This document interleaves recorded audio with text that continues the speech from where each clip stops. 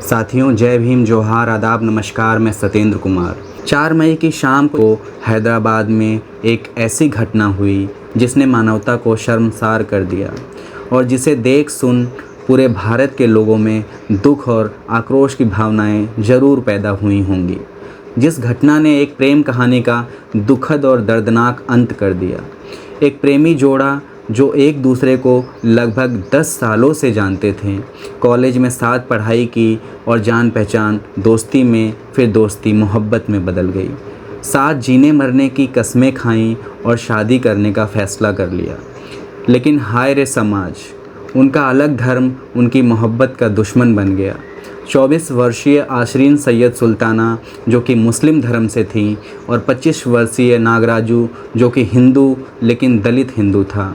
दोनों की सामाजिक पहचान दोनों की मोहब्बत के दर्दनाक अंत का कारण बन गई, क्योंकि आशरीन के घरवाले दोनों की शादी और प्यार के खिलाफ थे।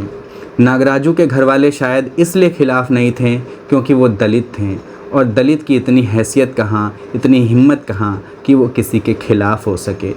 अगर शायद नागराजू हिंदू स्वर्ण होता तो उसके भी घरवाले खिलाफ ही होते। बहरहाल आशरीन के घरवाले मान जाएं, इसलिए नागराजू अपना धर्म छोड़ मुस्लिम धर्म अपनाने को भी तैयार था। लेकिन फिर भी आशरीन के घरवाले नहीं माने। उनके सच्चे प्यार को उसका मुकाम मिल सके, इसलिए दोनों ने इस साल 31 जनवरी को आर्य समाज के एक सामूहिक कार्यक्रम में शादी कर ली।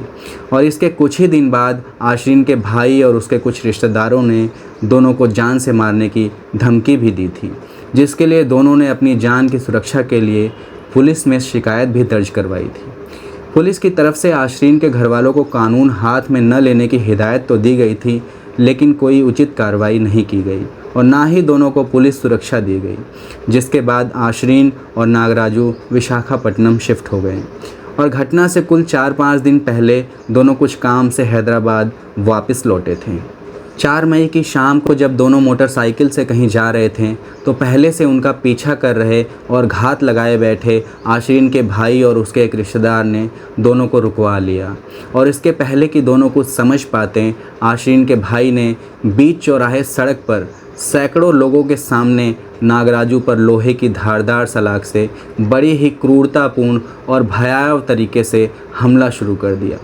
आशरीन ने नागराजू को बचाने का खूब प्रयास किया, लेकिन वो नाकाम रही क्योंकि आशरीन के रिश्तेदार ने उसको पकड़ के रखा था। उसने लोगों से रो रो के मदद की गुहार लगाई, लेकिन सैकड़ों लोगों की भीड़ में कोई इतनी हिम्मत नहीं जुटा पाया कि नागराजू की जान बचाई जा सके। आशरीन के भाई ने नागराजू के सिर और चेहरे को लोहे की धारदार रॉड से क्रूरतापूर्वक बार बार हमला करके कुचल कर रख दिया, और जिसमें नागराजू की मौके पर ही मौत हो गई।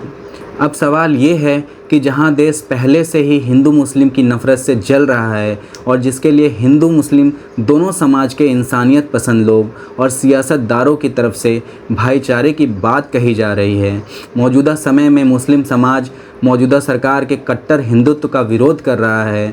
ऐसे में ऐसी निर्मम घटना का क्या मतलब निकाला जाए? क्या ये घटना मुस्लिम कट्टरता का घिनौना रूप सामने लेकर नहीं आती है? बिल्कुल लाती है।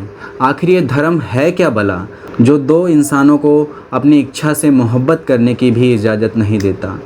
आखिर ये कौन से धर्म हैं कि दो गैर धर्मों के लोगों के प्रेम भर कर लेने से जिनका वजूद खतरे में पड़ जाता है और जिसकी रक्षा प्रेम करने वाले निर्दोष मासूमों की जान लेकर की जाती है? दरअसल मरहूम नागराजू के 3 गुनाह थे और इस वहसी समाज ने नागराजू की जान लेकर उसको उसके गुनाहों की सज़ा दी थी। नागराजू का पहला गुनाह ये था कि वो एक दलित था। उसका दूसरा गुनाह ये था कि वो एक दलित हिंदू था, और उसका तीसरा गुनाह ये कि उसने एक मुस्लिम समाज की लड़की से मोहब्बत कर ली थी, और जिन गुनाहों की कीमत उसको अपनी जान देकर चुकानी पड़ी।